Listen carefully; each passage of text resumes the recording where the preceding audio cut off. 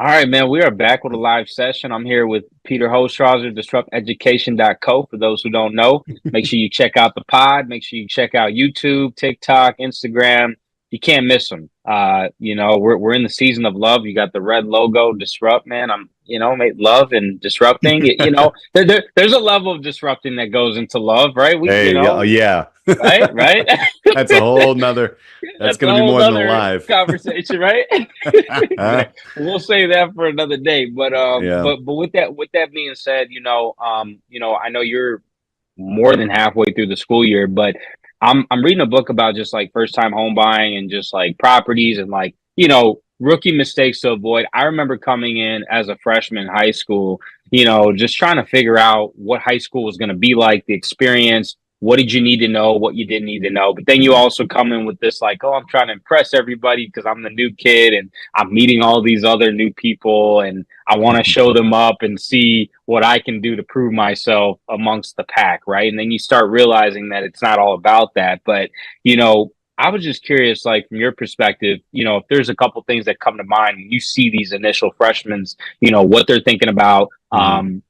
What do you think can help someone in their transition if they are overthinking the whole Right. high school experience, right? And what are some things maybe that they should focus on coming in that would really be beneficial? Yeah, I think the first thing is in any transition, whether you're going middle school to high school or to high school to college, you think things are going to be way different and it's going to self-correct yourself without looking at your own Yeah. habits. So Mm. regardless of what your transition is, it really doesn't change your habits. Your habits will stay Yeah. there. You're going to be the person that to have to change your Yeah. habits. So that's a key thing in any kind of transition. So Yeah. being self-understanding and try to understand who you are, it's hard to do at that age. I mean, come on, man, like you're Sure. 12, Oh, yeah. 13 coming in. There's some Yeah. grown men in that school, right? Like you got some seniors Right. that are Yeah. fully developed. I remember some of the seniors when I came into high Yeah. school, they're huge, right? Like I'm like, Right. man, you're Right. just a little Yeah. guy. Growth spurts and all that kind of stuff So, going on, right? but yeah, I mean, understanding, Yeah. I think number one, as much as you can, whether you're mature or not, try to Hmm. figure out, what are your strengths? What are you good at? Sure. The other thing is a lot of people like, oh, this is my freshman year. It doesn't really matter. It does matter, right? You matter. Why are Mm. you going to waste a year of your life? So, a lot Yeah. of kids will come in and just say, oh, I'm just a freshman. You know what? Like, you're a freshman. So what? Make it Yeah. happen. There's a lot of choices that you have that you can Yeah. make in those classes and activities and things. So, be bold, but not, outwardly bold, right? You know what I'm saying? Like, don't try to Right. impress people. Just be you. I think that's a big Yeah. thing. And that kind of shows through in some of the things that you do that I see a lot of freshmen do. I'll see freshmen take classes because their friends are taking them. All Hmm. right, I get it. High school is a social place, but there's a lot of opportunities. I mean, you and I, we went to Oak Park. I worked at Oak Park while you were Hmm. there in Road Yeah. Forest High School. Where I'm at now at Stagg High School, there are a ton of opportunities. There's like shop classes, there's welding, there's art, there's band, there's computers, there's cooking. There's all these different things. And Yeah. if you start early and get into the mindset of, hey, I want to check some of these things out, along with your standard math, science, English, and history, which have, I'll go into that in a minute, but like, don't just take classes because your friends are taking them, because you're going to waste an entire semester usually if you Yeah. don't need if you got a buddies taking the auto class and you really don't care for cars. Be true to yourself, man. And I think the other thing along with that is going into when you're looking at like math, science, English, history, there's some pretty cool pieces in there.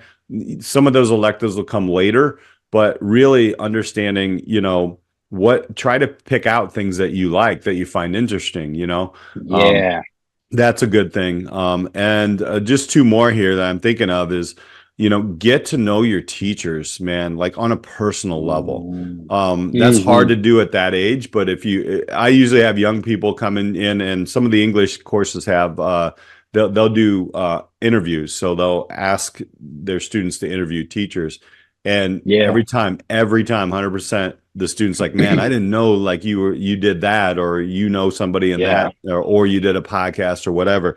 And that's the real, like, you get, once you make that human connection, that's big. So get to know your teachers and ask for help. I mean, anytime you need it. And the last thing is, man, like, I know, like, when you get a little bit older, some people start to get jobs and stuff, and they want to make some money and do those things Sure. outside of school. But when you're this young, you might as well join a club. You might as well jump into a sport. You might, look, I didn't do well at basketball until I grew up later on in life. Hmm. But I just became a manager. I sucked it up after a couple of years. I didn't do it my freshman year, but Yeah. just try. You don't, if you're Yeah. not good at a team, or if you get cut, ask to be a manager, man. Like, it's just Yeah. hang out, like you can do some cool Yeah. things. And it Yeah. actually started me in my filming stuff that I do, because I film basketball games. That was my job. So, Yeah. so just those open minds. There's a lot in there, but yeah, those would be my things. Man, I agree with a lot of things that you mentioned. You talked about joining clubs, sports, right? Just getting involved in different activities. Like, I think when I look back at it, if I was even a little bit more focused in on just having more questions to ask people, or just Mhm. asking the teacher, like you said, if you can build that personal relationship and feel more of this openness to have these conversations, you'd be surprised. Like, a lot of people in the classroom that you met or maybe didn't know as personally probably had the same questions as you did Mhm. at that time. So for any, high schoolers that are out there who are a little bit hesitant to like ask the questions that maybe are looked at as like, oh my goodness, what's going to happen if I say this? You'd be surprised how many people have that question and will probably thank you later for asking that question, having that bravery and just stepping up. And Mhm. you may realize things that you had within you that you never knew, just because you didn't take the chance on yourself. So take a chance on yourself, like fail faster, as we always say, succeed sooner. And even with sports, like I feel like that's allowed me to kind of tap into what I do best on the music side, Mhm. and just kind of bringing those traits together. Working as a team, building camaraderie and like building chemistry, especially if you're working in a group. So the last thing I guess I'll leave you with, like when it comes to teachers that know they have a freshman class, or just even yourself when you have a new class, what are some of the ways that you try to break the ice so that, kids feel comfortable coming to you openly, having those open dialogues and like being able to learn more, each and every day? Yeah, outside of getting to know your students, getting to know your clients, that's the biggest thing. But one Yeah. thing that's freshmen tend to do is they assume they're not doing well in class because the teacher doesn't like them, right? And I think breaking that ice, I'll let them Mm, know, look, the reason why I'm hard on you is because I know you can do it.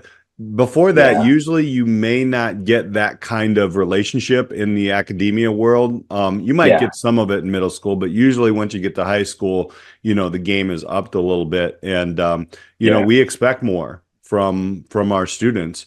And that's not a Sure. bad thing. But I think you No. need to communicate that to a freshman, like, look, I'll tell you what, and I always say this to students, if I didn't push you, it means I didn't care or didn't believe in you.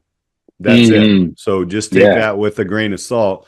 And that usually opens the door. Kids start to understand it. It's fun to see kids mature in high school, man. It really is.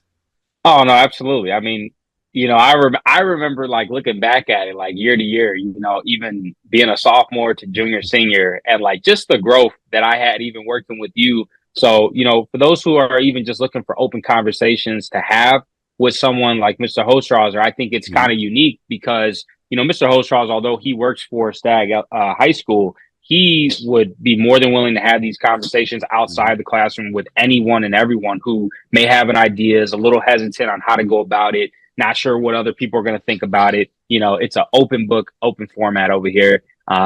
So for those who don't know, reach out. He's an excellent resource to go to, disrupteducation.co.